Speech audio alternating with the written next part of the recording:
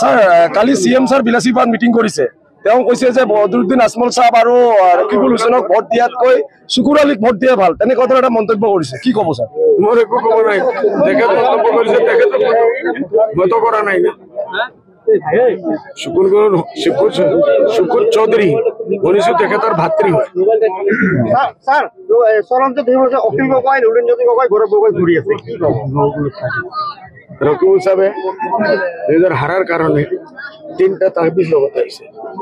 যি দুইজন গদ্দারে নুরিন জ্যোতি আমার 45 লাখ মানুষ বাংলাদেশ হওয়ার অপবাদ দিছিল, এই মানুহজনক লৈ ঘূৰি আছে সংখ্যালঘু মানুহক বচোৱাৰ কাৰণে। এইটো মতলব ডুবনে वाले को पानी के नीचे रास्ता नजर। স্যার হেমন্ত বিশ্ব শৰ্মাই কি ক'ব? কি হৈছে? মতা গৰু বোলে আখ্যা দিছে, গাখীৰ নিদিয়ে আপোনালোক।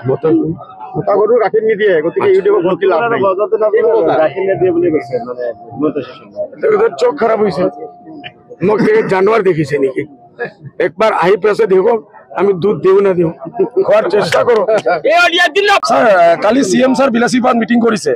তেওঁ কৈছে যে বদৰুদ্দিন আজমল সাহেব আৰু ৰকিবুল হুছেইনক ভোট দিয়াতকৈ শুকুৰ আলীক ভোট দিয়া ভাল, তেনেকুৱা ধৰণৰ এটা মন্তব্য কৰিছে। কি ক'ব স্যাৰ?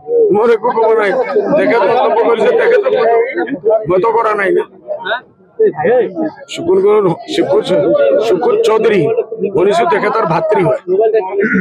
স্যাৰ চলন্ত অখিল গগৈ নুৰেন্দ্ৰজ্যোতি গগৈ ঘৰৰ গগৈ ঘূৰি আছে, কি ক'ব? রকিবুল সাহেবে নিজের হারার কারণে 3টা তাহবিজ লগত আহিছে। যি দুইজন গদ্দারে নুরিন জ্যোতি আমার 45 লাখ মানুষ বাংলাদেশ হওয়ার অপবাদ দিছিল, এই মানুহজনক লৈ ঘূৰি আছে সংখ্যালঘু মানুহক বচোৱাৰ কাৰণে।